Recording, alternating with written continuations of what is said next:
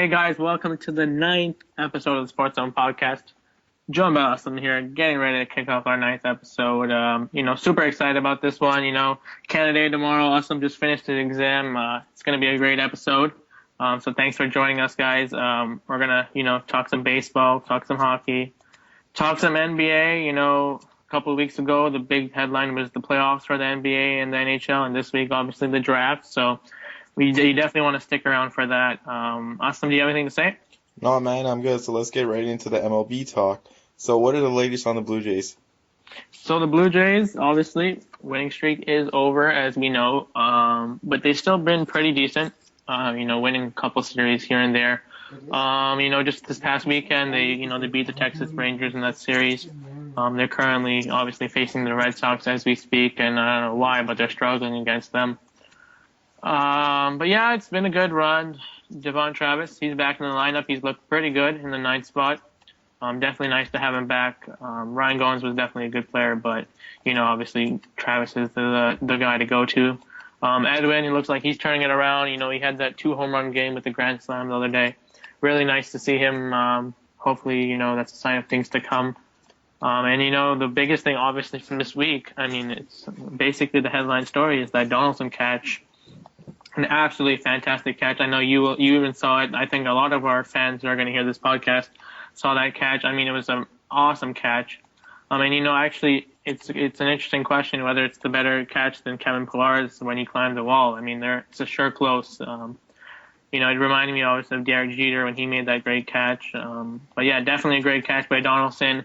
And, I guess that catch put him in the lead for the most votes at the All-Star game. So I guess fans are starting to appreciate his hard work, and the Royals aren't winning in every single position. Yeah. But yeah, that's what the Blue Jays are up to right now. Awesome, man. So what makes this Blue Jays team different? Yeah, that's a great question. Obviously, the Blue Jays, everyone likes to say, the Blue Jays are going to fall apart at the end. They're so good now, and Rogers isn't going to do anything, and last minute they're going to fall out, not make the playoffs, and it's going to be the same old story. Well, obviously, you and I don't think any of our fans are fortune tellers, so we don't know what's going to happen. But, if I were to tell you and if you were to ask me what makes this team different, I do notice a couple of things. And obviously, yes, it's another great start the Blue Jays are off to. But you got to look at this Blue Jays team. I mean, this offense is definitely better. Obviously, last year, I believe the Blue Jays lost the division by 5 games or so, or didn't make the playoffs by 5 games or so. Well, you have a better offense, and that is an absolute guarantee. You add Donaldson, you add Martin. You see the way this offense is clicking. We've talked about it before. Chris Colabello, everyone's on their heels right now. Everyone's hitting the ball well. Another thing I noticed about last year when the Blue Jays, that you saw that collapse. Adam Lynn, Jose Batista, and Edwin, they all got hurt at the end of the year, and it was such a pain because it all happened at the same time. You kept getting those injuries. So, I mean, for the last month, literally last season, you didn't have any of those 3 guys. And obviously those were, the heart of your order. So obviously that's an offense that's not there. It's, I guess, a little bit different this year. You don't have Marcus Stroman. Last year you did have him for part of the year. And one thing I really liked about the Blue Jays this season that you couldn't say last year is that they're never out of a ball game. I mean, we've seen it, both you and I, coming back from down 9 runs, scoring 7, 8, 9 runs in an inning. The Blue Jays are never out of it, and I think that teams around the league are aware of that. It's pretty obvious. Last year, obviously, you look at the bullpen. There was some really good high hopes. The season before, you obviously saw Brett Cecil and Delabar appearing in the All-Star game. Casey Janssen was there. People were really hoping for, a solid, consistent outing as he had done before. Obviously, he struggled towards the end of the year, so that's another thing. But, you look at the Blue Jays right now. The bullpen, obviously, it's nothing so amazing. But we did see, just a couple days ago against the Rangers in that Sunday game, I believe, that, we often talk about we need a shutdown closer who can save the game. Well, I think, Sunday proved to us that we might not have that closer, but a lot of people, it goes under the radar to get that, that hold. They like to call it in baseball the hold. Keep the lead the way it is and just keep it basically passing on the torch. We saw last game, Schultz came in, he did his job, Loop did his job, Delabar did his job, and then, Osuna comes out for the 4-out save. It was just, I guess, his turn. I guess he is kind of the closer now. Hmm. But like I said, that power of holds, that's a really important thing we should keep, track of. Another thing I really want to point out that, which is a very interesting stat, and it does still apply, even though I heard it on Sunday, so long as I believe Ryan Goins isn't in the lineup, which he isn't. The funny thing about this, if you look at the Blue Jays lineup, going into this year, before you acquired, Donaldson and Martin, your two big hitters were Batista and Edwin. And let's be honest, they're still pretty much the big hitters on the lineup. Well, the funny thing is, going right now, as of we speak, if you look at the Blue Jays lineup, the two worst averages in the lineup are Batista and Edwin. And I think it's pretty scary if you really look at it. If these guys if they're going to heat up, I mean, I can't even imagine how good this lineup is going to be. And the Jays are going to keep winning those games, 12-3, 10-3, 7-4, but it's those close games. And I know the Blue Jays have dropped a lot of games, one-run games. If you look back at it, if they even have won half of those, I mean, they could be definitely in first place. And when you look back at the end of the year, those one-run games could be the difference between winning the division or the wild card, for example. And the Blue Jays definitely have to make a move to make sure that that's not the case. Awesome, man. So I really like that comparison or that stat you threw out about Edwin and Jose Bautista being the lowest averages on the Blue Jays. Really interesting there. So you want to tell us what's going on around the league, just in the MLB in general? Yeah, for sure, man. So first things first, obviously, Giancarlo Stanton hit the DL not too long ago. He's expected to be out 4 to 6 weeks, which is very unfortunate. I'm a big fan of him. I guess on the bright side about the Marlins, Jose Fernandez is going to make his debut this Thursday. And I do believe he is probably, in my opinion, one of the best pitchers in baseball, and one of my favorites for sure. So I guess that is some news. I guess with also Stanton there, he's probably missing the home run derby. And there's been some news about the home run derby. There's some new format with like timed rounds and stuff. So maybe we'll get into that in another episode. So I guess that's on the injury note there. We talked about Donaldson. Obviously, he's cooled down, but you look around the league, there's some really other hot third basemen that are going under the radar. I mean, Todd Frazier, I think he's sitting at 25 home runs, if I'm not mistaken.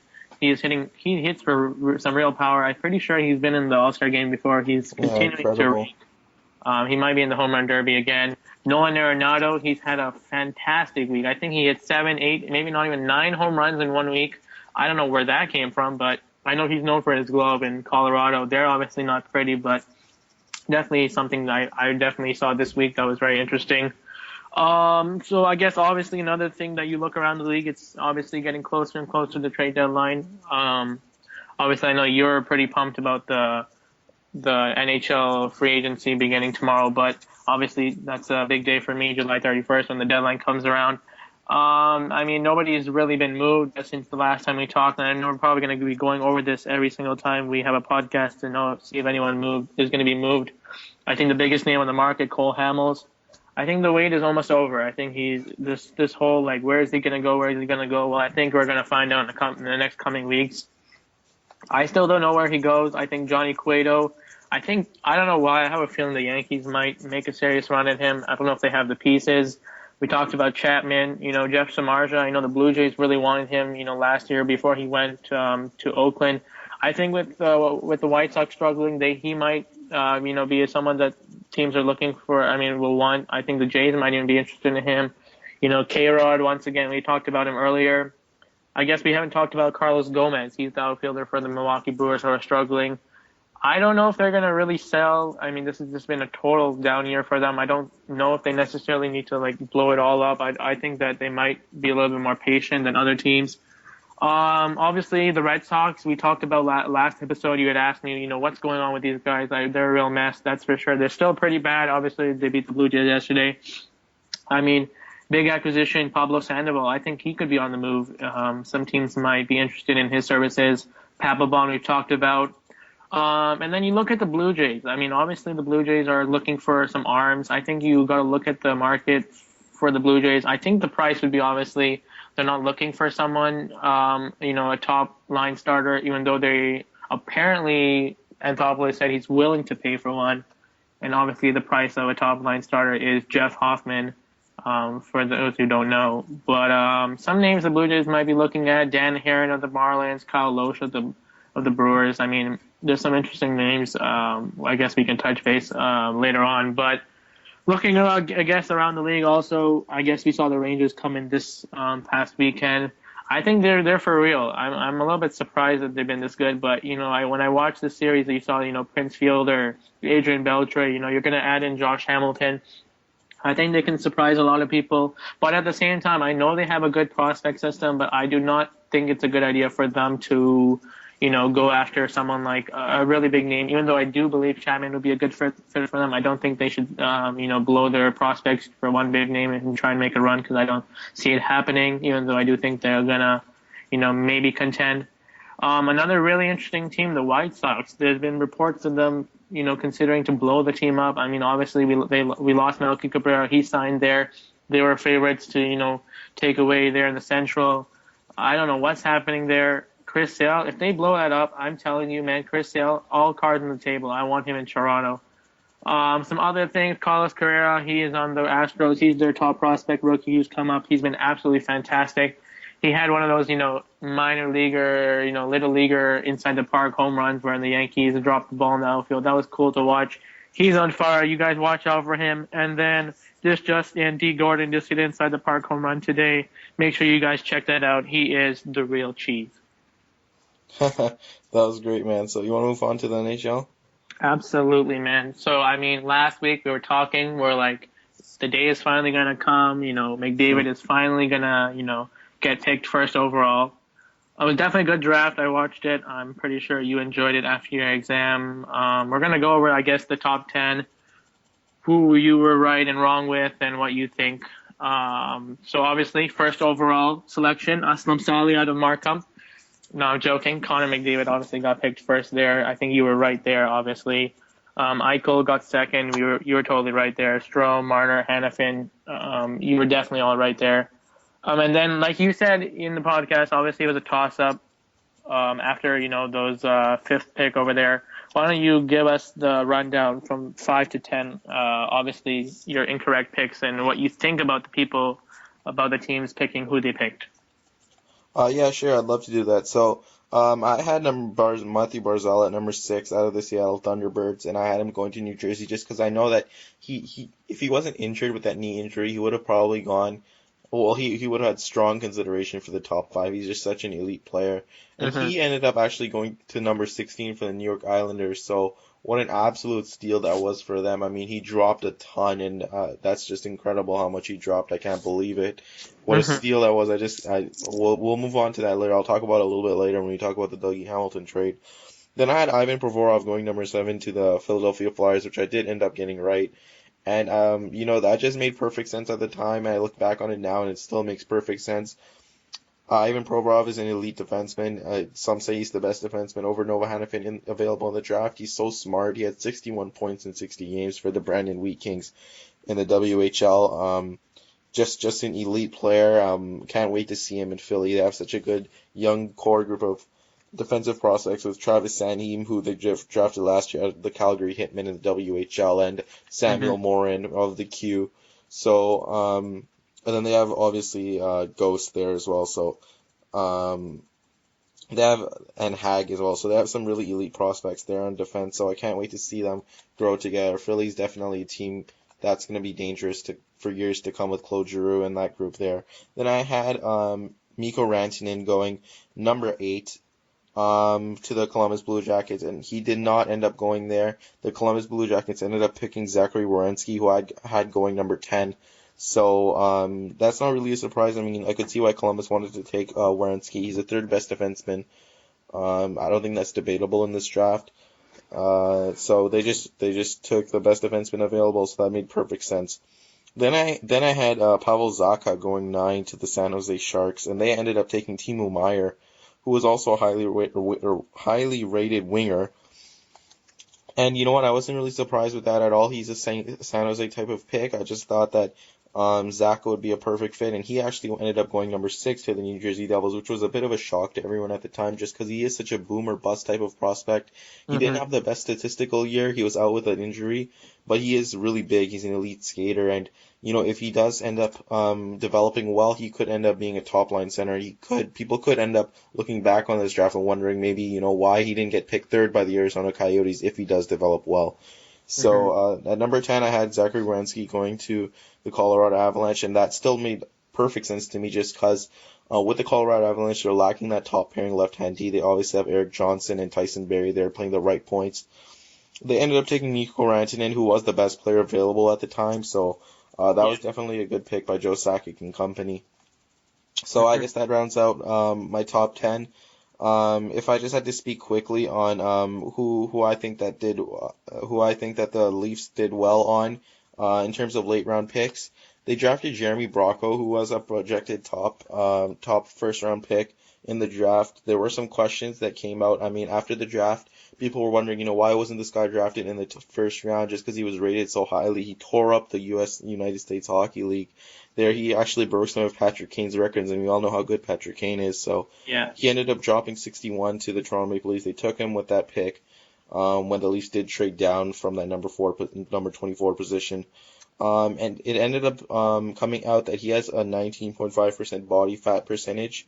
And who Hmm. knows how accurate these estimations are, but that definitely is a concern for some teams that he isn't really taking his off-ice training really seriously. But at this point in the Maple Leafs rebuild, they need to take flyers on people like him, just go out and swing for the fences, and that's a really swing for the fences type of pick, because if he does end up panning out and if he does get his fitness under control, then he's definitely a first-round talent, maybe even a top 15 talent, because he definitely has top 10 skill in the draft.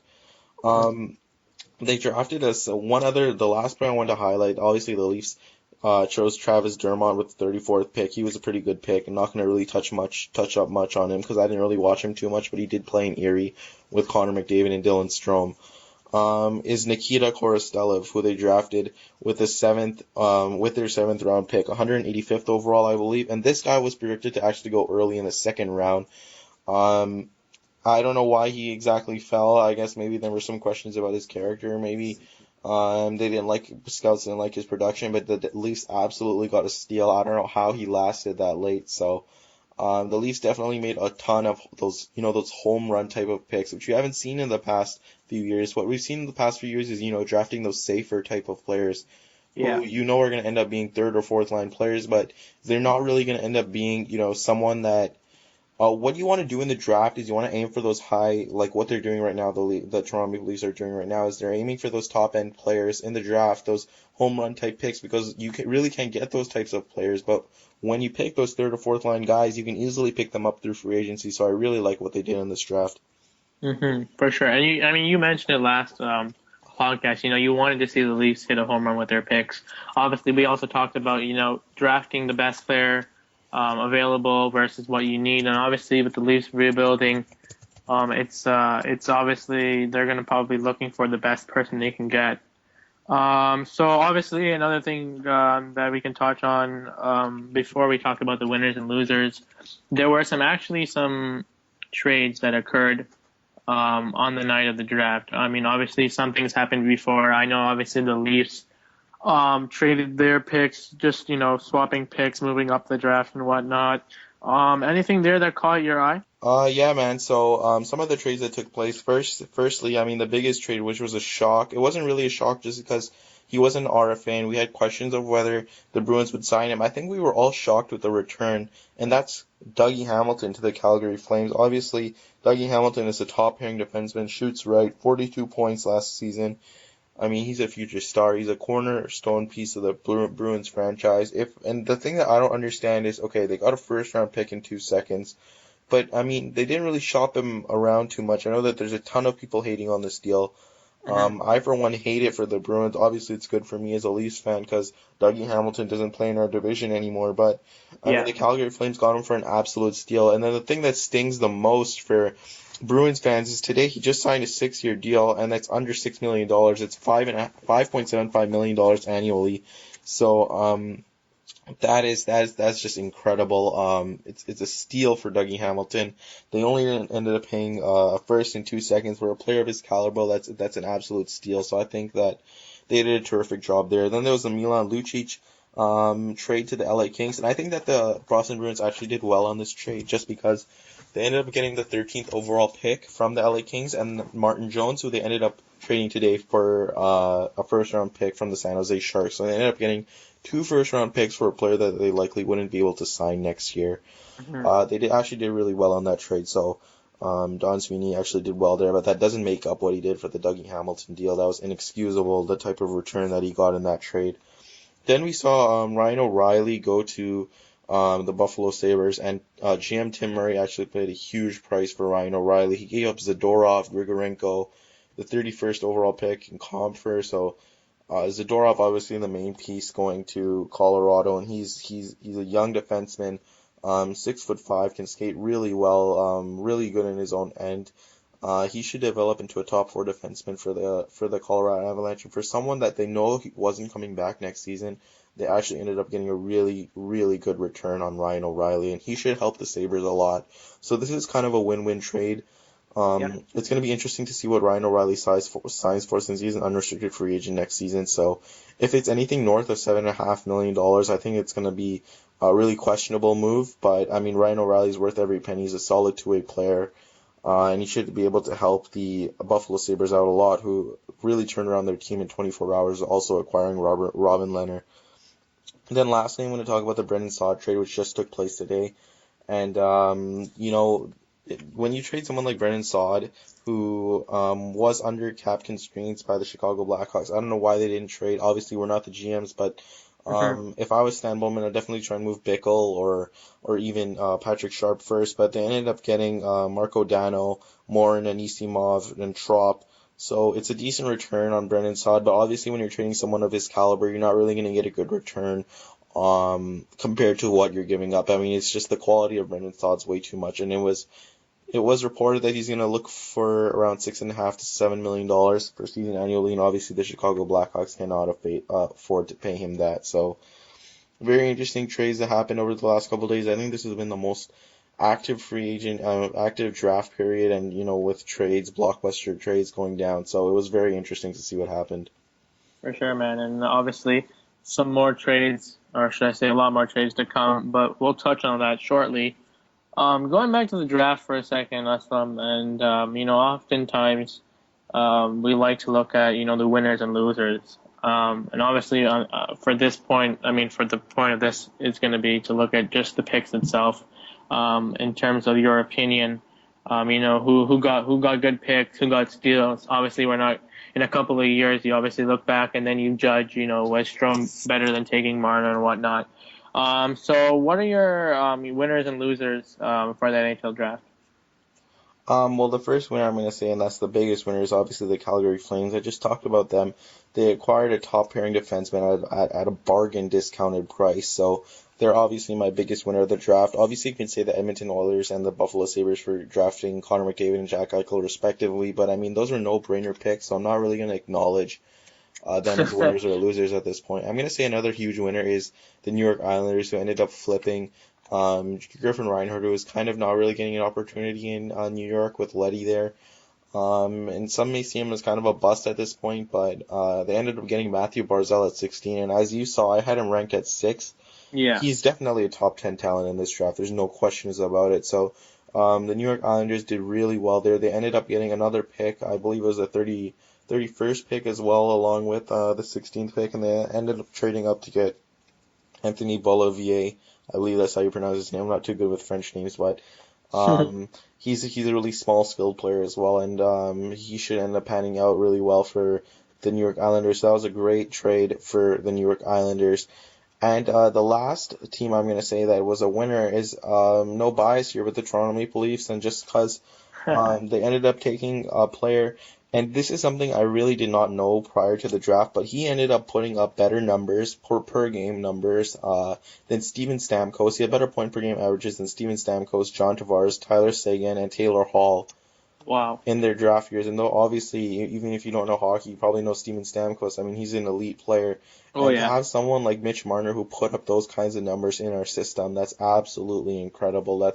He's just an elite talent. Can't wait to see him in the NHL. And he brings something to the table that, okay, maybe he has the skill of of a really elite player, but what he does bring is that grit, that determination, that willingness to battle for the puck, especially someone his size. It's absolutely incredible. So I just can't wait for him to get into the NHL. And then obviously the Toronto Maple Leafs, they took a lot of those home run type picks. And the way that I look at it is even if, they drafted several players with those boomer bust type potential, even if one or two of them end up panning out and five or six of them bust, that's a win because those are going to be top six players in the National Hockey League. So I hope a couple of them actually end up panning out. I wouldn't be surprised if none of them pan out, but I would be surprised if all of them pan out. So for our sakes, I hope that a couple of them pan out. So those are my winners and losers. If I had to give one more, I'd say the Ottawa Senators, just because they got great value on the Robin Leonard trade with the 21st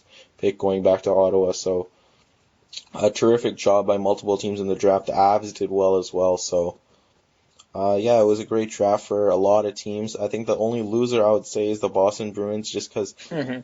I mean, when I was watching the draft, I had no clue. I knew that they took the Zabral kid at 13, I believe. Yeah, they took Zabral and from St. John's in the QMJHL. And they took DeBrusk, who was considered a bit of a reach at 14. They obviously had three straight selections.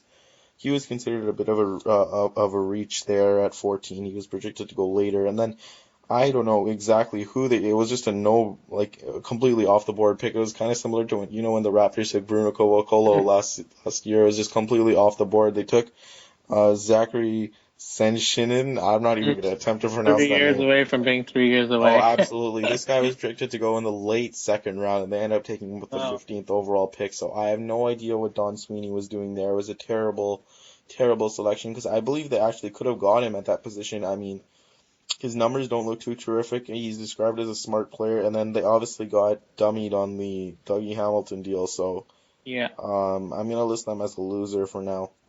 Yeah. Well, Austin, once again, you've amazed me with your analysis of the draft and of the hockey world. And I know you were looking forward to this, for the longest time. The beginning of the Leafs rebuild. Obviously, now Marner Leaf, and you're gonna obviously get a chance to watch him before in the preseason. I'm pretty sure you're already excited about that. And you mentioned the Islanders. I mean, I obviously don't know much about hockey, but like you said, Barzal was still there at 16. They actually didn't have a pick at all in the first round, and when you saw that opportunity, I mean, it was just a shame that someone of his talent. I mean, obviously we're assuming there's nothing wrong with him, but there'd be a shame that someone could slip any further. They obviously had to make that move there. Mm-hmm. And then obviously I think that the goalie he got picked in the first round. I believe it was the Capitals. I'm not too sure. Yeah, Ilya Samsonov, yes. Obviously not to the Leafs. But yeah, so goalie got drafted in the first round, which is pretty interesting to watch. So yeah, definitely a good draft. So obviously July 1st, tomorrow, Canada Day. Shout out to all of Canada and the rest of the world, obviously, for listening to our podcast. But obviously tomorrow is when the frenzy begins. So obviously, maybe you have some ideas or you heard the latest rumors about who is and who may not be on the move. Why don't you start with our Toronto Maple Leafs? Obviously, before the draft, everyone was, thinking about possible Kessel or Phaneuf deal. Obviously, Pittsburgh trading their picks to the Bruins, who had three in a row, which I thought was pretty cool. Obviously, after that, people, thought maybe Pittsburgh won't pull the trigger there. So July 1st is tomorrow. So what do you think is going to go down? Obviously, next week we're probably going to have more to talk about. But who do you think could be on the move? Maybe any Leafs that could be on the move, and also, what do you think about the goalie situation in Toronto? Obviously, we talked about it last week. I think Bernier, you were saying once a multi-year deal. Maybe you heard some news about that. Maybe some head coach position now that the draft's over. What do you got for us? Well, the first thing that came out is actually that Phil Kessel has a $4 million. Well, obviously, Phil Kessel and Dion Phaneuf are still Toronto Maple Leafs. So is Tyler Bozak. So is Joffrey Lupul. So I expected one of them to go, but what came out yesterday or recently is that Phil Kessel does have a $4 million bonus owed to him on July 1st. Mm-hmm. And I believe Dion Phaneuf has a $1 million bonus owed to him on July 1st as well. So maybe teams are hesitant to deal to deal for Phil Kessel or Dion Phaneuf when they have those bonuses outstanding. It's just unnecessary cost for the owners of the team. So why not wait until July 1st and then announce a trade maybe? The other thing is that maybe teams are interested in unrestricted free agents through free agency. Then they might get outbid or they might lose out on those free agents, and then they'll circle back and make offers on Dion Phaneuf and Phil Kessel. So I wouldn't hold my breath that they'll be traded tomorrow, but I wouldn't be surprised either just because I believe it actually makes more sense to deal them now than at the draft. I mean, there's a higher chance that they're going to be dealt now because obviously because of the bonuses, and there is no really deadline for them to be moved anyway. So would I be surprised if one of the core players is still, or many of the core players are still here come September? Yes, I would, but I Mhm. expect at least one of them to be gone. I mean, Brendan Shannon has talked so much about this change that needs to take place. So, I'm going to be excited to see what happens tomorrow, and we'll see what happens. Other than that, I've heard that Cody Franzen is interested in coming back to the Toronto Maple Leafs, and that's obviously something that the Toronto Maple Leafs fans are going to debate for a long time just because Cody Francis has ups and downs as a Toronto Maple Leaf. And then goalie ideas. I mean, Martin Jones got traded today to San Jose for obviously the first round pick from Boston. He just signed a 3-year deal, I believe, worth $3 million per season. So the goalie market is kind of drying up, with Miami also being off the market when Dallas took him. Matt Bolesky still remains one of the top free agents. He's going to be incredibly overpaid for what he brings to the table. I mean, I've heard things like 6, 7 years at above $5 million for a guy that just scored Holy. 20 goals for the first time this season, playing with Corey Perry and Ryan Getzlaf. So that's just an albatross of a contract, Mhm. and he hasn't even signed it yet. So I'm gonna feel bad for whatever team signed him. I heard that he turned down $4 million times 4 years from the Anaheim Ducks, and I believe even that's an overpayment because I mean he didn't put up that many points. He scored 20 goals, but I mean he had two of the game's best players beside him, so Yeah. not exactly impressive. But I mean there's always gonna be a team that just looks at the goal total and they pay up, offer him blank checks. So it's gonna be interesting to see what happens to him. There's still Andrzej Sekera. Um, and he's like a top four defenseman. I would say he plays the left hand side. So gonna be interesting to see what happens to him. Obviously, Mike Green, right-handed puck moving defenseman. We'll see what happens to him. He's, I believe, one of the best free agents available on the board. Justin Williams out of LA and Antoine Vermette round out my top free agents. So it's gonna be really interesting to see what happens tomorrow. Absolutely. A great NHL segment there, Awesome. I think we should move on to some NBA. Obviously, Hmm. NHL wasn't the only draft. NBA draft kicked off, obviously. First overall pick, Carl Anthony Towns, No 7 foot, surprise there. 250 pounds. I think, yeah, you're right. No surprise there at all. I'm really liking where Minnesota is going, in Hmm. their direction they're going. Obviously, second overall pick, that was a big surprise. It And so was. I think before the draft, when you looked, if you were to ask many people, they would have told you that yeah, the Lakers are keen on selecting Jahlil Okafor and whatnot. And then you heard that obviously it was about that time, which we'll obviously talk about later with the DeMarcus Cousins saga. When that started coming around, so maybe people were thinking, D'Angelo Russell, and then some people were thinking that the Lakers were using the Russell idea to to blindfold other teams and make them think that they want Russell when really they want Okafor, and all that whatnot business. They ended up taking Russell second overall. Obviously, Okafor went third. So those are like the three main guys. Obviously, not exactly how I probably would have pictured it going. I remember I said a long time ago on a podcast that I actually thought Okafor was going to go first, maybe a month ago or so. Any comments on what you think about those picks specifically? Well, I mean, I'm surprised Jahlil Okafor actually fell to third overall. I mean, I believe he was the second best player in the draft. I think that the Los Angeles Kings did. I mean, the Los Angeles Kings. I think I'm still talking about hockey. The Los Angeles Lakers made a huge mistake in not selecting Jahlil Okafor. I think he would be a perfect complement there to Kobe Bryant. So, Hmm. I mean, I believe Russell's a good player. His player efficiency rating was below Jahlil Okafor's, and I think that Okafor was the proper selection there. I wasn't really surprised at the rest of the draft. Obviously, Moutier slipped a little bit. He went to the Nuggets. And I think that he should be good there. And then Winslow obviously going to the Heat, so I think that there were some good selections there. And I mean, the only surprise that I really saw was that Jahlil Okafor was passed on by the Los Angeles Lakers. So I guess that's it. Yeah, I mean, if you look at the Lakers, I guess obviously with Kobe's era coming to an end, I think maybe they're looking for that guy. I'm not too sure if Russell can shoot the rock really well. I'm assuming he's not as bad as Rajon Rondo, Hmm. but I'm assuming they're looking for someone to pass the torch. Obviously, you see Julius Randle, hoping that he obviously was injured last year, if he can really take on the reins at the as a big man there. And then obviously the potential of a big signing, which we know that the Lakers and the Knicks are the two big teams that are going to be involved with basically every big free agent. And it's a pretty healthy, wealthy free agent market that we'll touch on in a little while. Obviously Raptors, I think it was the 20th pick that they have, if I'm not mistaken. They obviously took, obviously I think this was a little bit of a surprise. To be honest, I didn't. I mean, I think a lot of people when they're going into the draft, people were wondering who the Raptors were going to take. I think the big name there was Looney. I'm not too sure who exactly he is, but I was hearing Hmm. that that name thrown around a lot. Rondé, Hollis Jefferson, Tyus Jones, all those guys were. And actually, they were actually all on the board at the time, but the Raptors did end up taking Devon Wright, brother of the other Wright guy on the Blazers, I Brendan believe. Wright? Brand, no, I don't Brandon know. Wright? I don't know which Delon. I don't know. He's a brother, and then I actually saw a video of them celebrating together, which was actually a really awesome video.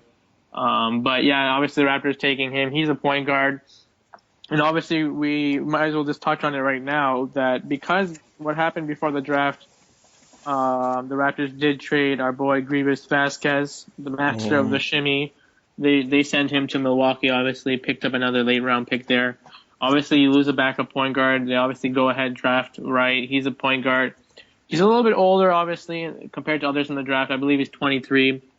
But basically, one thing everyone says is he's like a defensive point guard. What do you think about him and the Raptors picking him?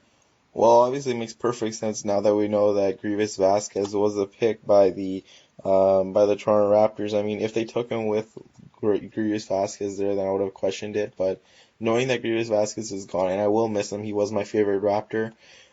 Just because I love the energy that he brought to the table and the intensity that he played with. I believe that Wright was the right pick, no Hmm. pun intended. Hmm. And I love what he brings to the table. I mean, as much as I love Grievous Vasquez, and I know I've said this to you off air, we can't have Lou Williams and Grievous Vasquez in the same backcourt again for another season. It's just a defensive just nightmare, and it's just terrible to watch at some points. Just because I don't like Grievous's effort on defense. I don't think he's a terrific defensive player by any means. We're gonna lose some offensive capability with Grievous gone. Obviously, he had a good three-point shot. He had good playmaking ability, but I believe that what Wright brings to the table, defensively, will definitely contribute in a more positive way to the Toronto Raptors going into next season.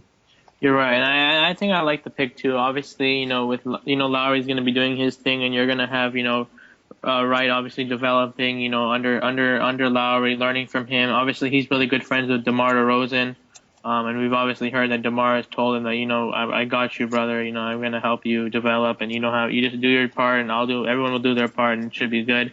I mean, obviously, if I'm a little bit surprised because the Raptors, obviously, I think the biggest question mark comes at the three spot there. Obviously, Ross, we're both tired of him. Obviously, he's not going to do it. There were some interesting names there. I think people who could obviously come in right away and try and make an impact. But I think one thing I know about Masai Ujiri, he's the type of guy. I believe in him, and I know he has some things up his sleeve, which obviously we will talk about shortly. So I want to talk some winners and losers here. I'm going to let you go ahead and give us some winners and losers of the draft. Well, firstly, I'd like to say that the Toronto Raptors actually didn't end up winning in the draft just because, I mean, they traded Grievous Vasquez, they created cap room, and they got a good backup point guard. 23 years old, so he's a little bit old, but I mean, he's a good point guard for what he is. He's a really good defender, which is something that the Toronto Raptors obviously did lack last season. I think that the obviously the Philadelphia 76ers are huge winners from this draft. I mean, Jahlil Okafor dropping into their hands, that's a huge, huge, huge step in their rebuild. I mean, he's a dynamic big man. I expect him to pan out to be a really, really good player. And then I'm going to say that the Denver Nuggets, obviously drafting Moody, he's a dynamic player. I expected him to go much higher. So those are my three winners from the draft. I'm going to go, as for losers, I'm going to go with the New York Knicks. Not to pile on their pick there that they took it for, obviously, that European kid, but I don't know too much about him. But from what I hear, he's a little bit away from being a really good player. Obviously, Carmelo Anthony. There were reports out there that he was really pissed off about how Phil Jackson took him, and then there was reports contradictory to that, saying that that he's completely fine with it. And then I'm gonna go with the Los Angeles Lakers just because I didn't like what they did at the draft. Russell wasn't the right pick in my opinion. I think they could have done much better with that. What do you think? Well, yeah, I'm pretty much on line with what you said. You talked about the Nuggets, and if you guys are obviously following with me on Twitter, there, I'm a huge Moody fan. I really enjoy watching him. You know, he reminds me of Westbrook. I really thought the Knicks should have taken him at the fourth spot. I think he is a top talent in the draft. I think the Nuggets are absolutely so happy right now that they got him, especially considering that it's the rebuild time, and obviously Ty Lawson. He actually, I believe, put out a tweet right after that. It's like, I don't care, I'm on my way to Sacramento, blah, blah, blah. Obviously, he's had attitude problems. He's been such a pain for their organization. He's definitely out. So I think, obviously Nuggets are going to be rebuilding. I think he's the perfect guy you want there. Um, Obviously, Joe Okafor, he's definitely not happy. You saw his face after the Lakers took Russell. I'm sure he imagined being called up there at number two. The Knicks, I'm a little bit surprised too. They took Porzingis at number four.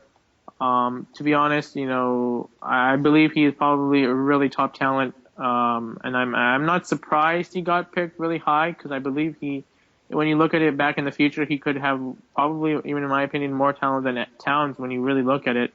But in the Knicks situation, the way it is, obviously Carmelo, he signed that huge contract. I think the Knicks they should be the team, especially with the free agency, going after players who can make an immediate impact. Obviously, I think Porzingis can play that triangle offense. I think he's the type of guy who even said at the draft, I hope that fear comes with me. I think he's really determined. I don't like the pick personally, but I think he's going to pan out to be really well. But if I had to give you the biggest winner, it's going to be the Miami Heat, in my opinion. The fact that they got Winslow, I believe, is at number 10. I was actually stunned there. I think this kid is going to be a huge, huge a pick for the Miami Heat. I'm not sure if Dwayne Wade's going to stick around, but I can see him doing really big things in Miami. But yeah, so obviously that was basically the draft as a whole. And even with hockey, with basketball, it's gonna be fun to look back in a couple of years. Who picked right, who picked wrong, what went right, what went wrong. But obviously I mentioned it earlier. There's obviously a lot that still has to go on. DeMarcus Cousins and whatnot. But before we get to that, obviously, our Raptors, they traded Grievous Vasquez, as we both talked about. You mentioned they freed up cap space. Obviously, I believe he was paid around $6.6 million. That's a pretty hefty contract. So now the Raptors have approximately $22 million to spend.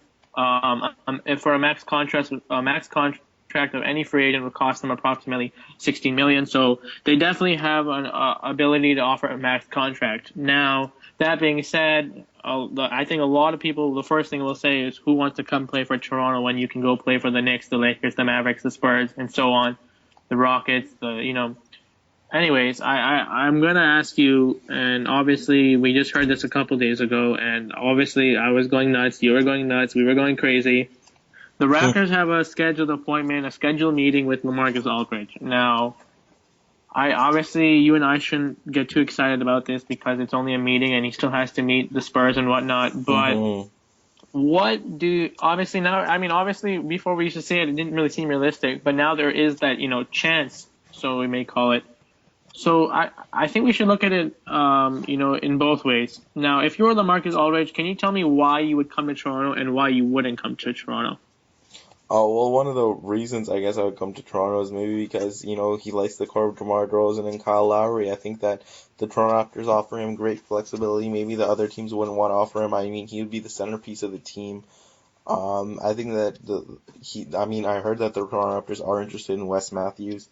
But other than that, I mean, maybe Drake can do some convincing, but I really believe that he's going to go to the Los Angeles Lakers just because I've seen them pushing so hard for him. And I think that is the reason why he wouldn't come to Toronto, just because Kobe is having an in-person meeting with LaMarcus Aldridge as part of that team to, try and convince him to come to LA. So, and obviously he can get an extra $30 million, I believe, from the Portland Trailblazers if he stays there. So, I mean, the Toronto Raptors have going for them that they are a younger team. They lack someone like LaMarcus Aldridge. He would be the centerpiece of the team, but other than that, I don't see too much reason realistically for him to come here. Hmm. Well, yeah, I totally agree with what you said.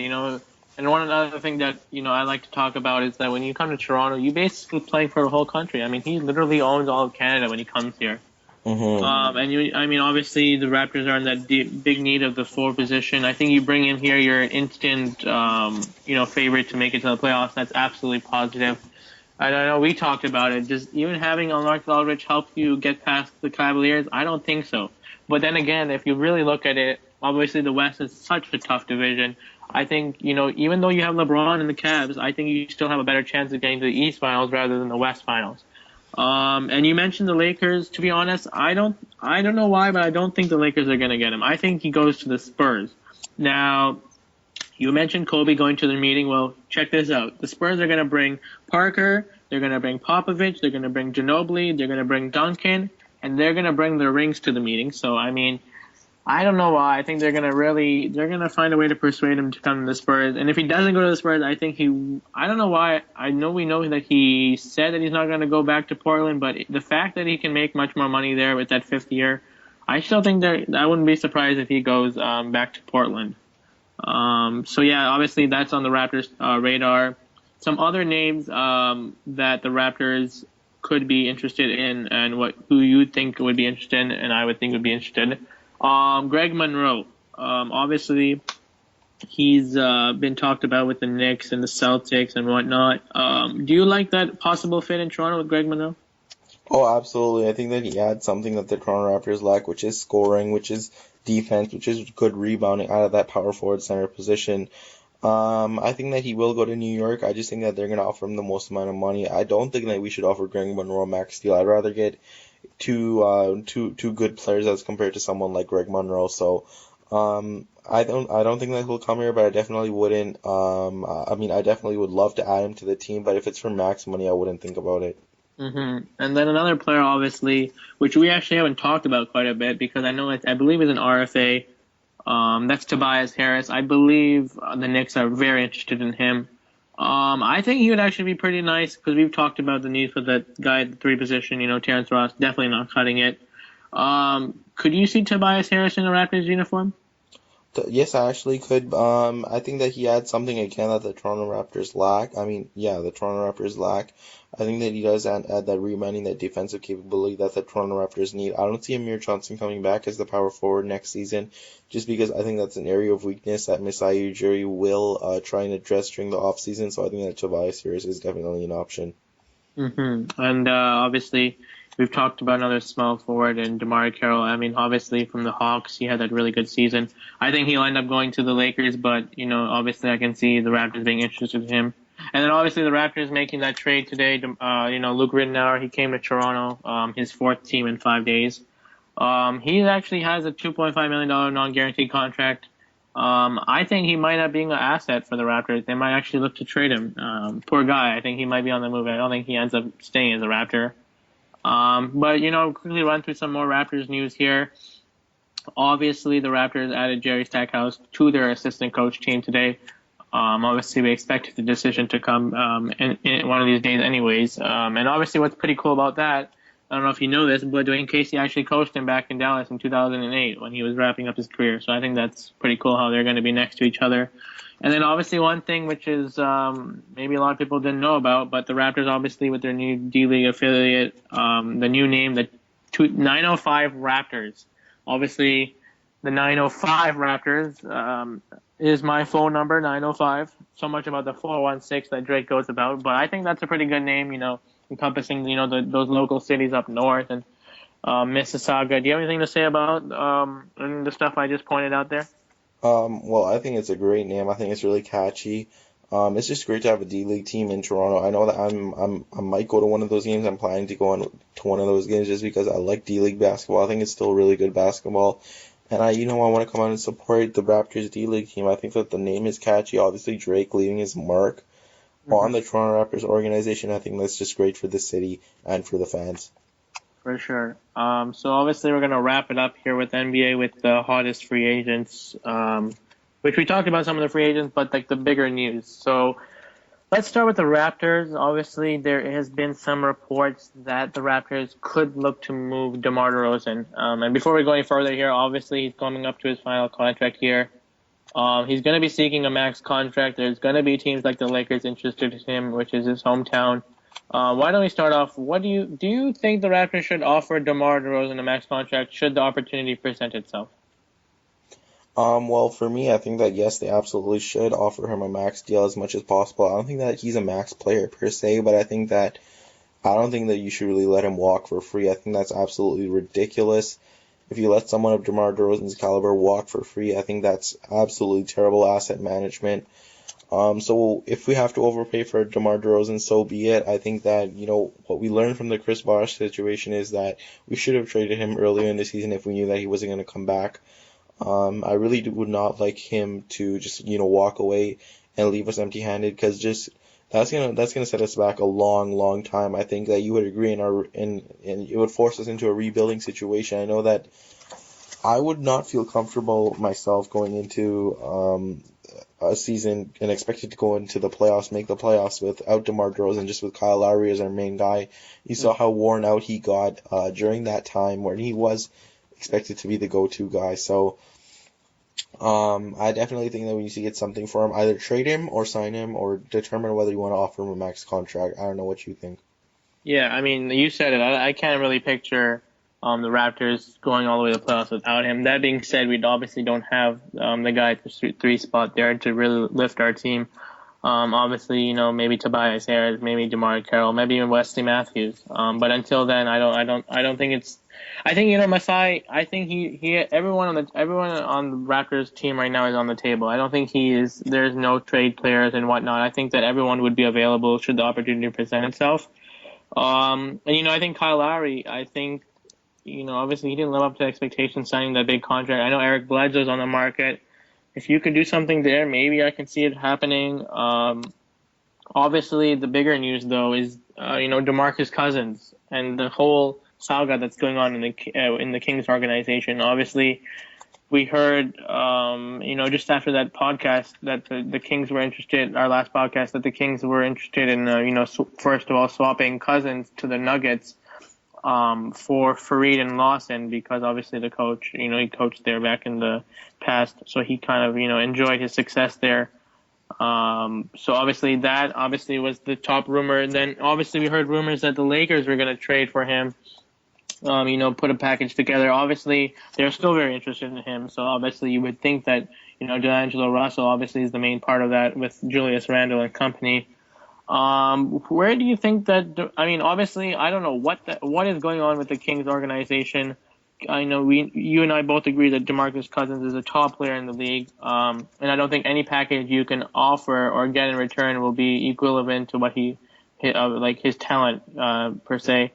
Hmm. If he's going to move, and obviously the Lakers seem to be the top pick, where do you think that who would land him, or would you say is the right place for him to go, considering he wants to obviously win a title? Well, first things first. I really don't know why the Sacramento Kings would want to move him. Obviously, you listed some reasons there, but if he were to be moved, I'd say that the Lakers are the top destinations. They have the assets in Randall and maybe swing something with Randall and something else to try and get him. Maybe Randall and Russell. I think it would take that much to get DeMarcus Cousins. Obviously, he's an elite player, and I don't think that you're going to get back anything close to what you give up in DeMarcus Cousins if you do decide to trade him. I think that another team that could be interested in him are the New York Knicks, maybe. I don't know if they have the assets to necessarily go after him, but I think that they are looking to make a splash. Carmelo is becoming increasingly impatient. He needs that ring, and I think that they're a top suitor for him. What do you think? Oh, absolutely. I think that I mean, cause I think we talk about it, Lakers, Knicks. they're absolutely teams that are always going to be in high demand for the top players, and top players definitely want to go to those big market teams. I mean, I don't know what is going on with the Kings. I do think the Lakers are going to find a way to get him. They're also interested in Aldridge. They have the money to. They're going to figure out a way to rebuild that whole team. And it's going to be interesting to see who does a better job, the Knicks or the Lakers. I mean, you would think Phil Jackson knows what he's doing. Maybe he does know what he's doing. Obviously, we both don't know what happened there with the draft, but it's going to be interesting to see what happens, for sure. So before we end the podcast here, obviously some more latest NBA stuff here. Obviously, players are opting in and out. Maybe I'm just going to run through a couple names here. Maybe I'll ask you where you think they're going to go to. Obviously, LeBron James was the main guy to opt out. He's obviously coming back to Cleveland. Kevin Love, he opted out. Where do you think he goes? Kevin Love, I think that he goes back to the Cleveland Cavaliers. I think it just makes too much sense. They can offer him the most amount of money, and they offer him the best situation to win. All right, I agree. Dwayne Wade. Dwayne Wade, I think he actually does go to the Cleveland Cavaliers as well. I think his time in Miami is definitely done. I think that from what I've seen of Dwayne Wade, I think that he definitely his prime is definitely past him. And I think that he goes to Cleveland to try to win one last title with LeBron. I sort of agree. I think the Lakers might be a suit for him. I think that Miami, I don't know why, but I just can't imagine seeing him anywhere else. So if Miami ends up getting him somehow again, I wouldn't be surprised. Monte Ellis, he obviously opted out there. Where do you think he lands? Monte, I could see him going back to Golden State, maybe as a like six-man type player if they end up trading someone like Draymond Green, or if they ended up letting him go if they can't sign him. Any team that's really looking for a six-man type of guy, I don't see him as a quality starter anymore, just because I think that he lacks the defensive capability to really keep up with, the top guards in the NBA. I think that the New York Knicks might be interested. The Chicago Bulls, I would say, are a really good fit for him at this time, especially if Jimmy Butler does sign that one-year deal with the Los Angeles Lakers. I totally agree. I think that the Bulls would be a perfect fit for him if Butler were to leave. I think maybe the Hawks, I don't know what they're expecting to get from if Kane Bazemore is going to recover well there, but he could be an interesting player there. A couple more here. Brook Lopez, where do you think he goes? Oh, Brook Lopez is actually a really interesting player. I think that he ends up going to some team that requires a big man but doesn't really require some like a really defensive Hmm. type center. Maybe I see him going to a San Antonio type place if they strike out on LaMarcus Aldridge. I think that he's a perfect fit there. Maybe providing some offense for Tim Duncan. Obviously with him getting old, they're going to need someone to take over and provide some more support for Tim Duncan, because I don't think he can play those tough minutes anymore. What do you think? I think he might end up back in Brooklyn. I'm not sure if they're going to let him walk. Maybe, the Celtics, and, who knows, maybe he'll go to Portland. Obviously, the brothers hate each other, Robin and Brooks, so that'd be kind of fun to watch, but I think he stays in Brooklyn. David West, obviously a big veteran there, out of Indiana. He's opted out. Where do you think he goes? I could actually see him coming to the Toronto Raptors if they end up striking out on Absolutely. Paul Millsap. He's the type of player that the Toronto Raptors are lacking, and he'd be a great fit here. J.R. Smith? J.R. Smith is a very interesting one. I think that teams are aware now of his defensive, reluctance to play defense, I guess you could say, just because, I mean, I don't know. Sometimes he just looks completely lost and gives no effort, and then he does draw he takes terrible fouls, as we saw in the finals. So Mhm. I see a team like the Bulls maybe taking a flyer on him. He might be that last piece that they need to try and, push them over the top. And I think that J.R. Smith would be a terrific fit in Chicago. I don't think any team should actually take him. I think he's pretty trash in my opinion. But if anyone were to take him, I think maybe the Clippers could go after him. I think the Doc Rivers Oh, that might be able makes to sense. straighten him up. I think he'll be some good offense. Obviously, if they lose DeAndre Jordan. And then last but not least, our boy, the truth, Paul Pierce. Do you think he makes a return to Boston, Aslam? I think that he ends up going to the Los Angeles Clippers. I don't see him going to the Boston Celtics. I don't see him going to the LA Lakers. I know it was reported that he was going to go to the LA Lakers. I think that's insane that he Hmm. would switch teams. I think that he ends up back with Doc Rivers in Los Angeles. Obviously, he opted out with the Wizards to try and, get a better contract, and I think that he ends up there.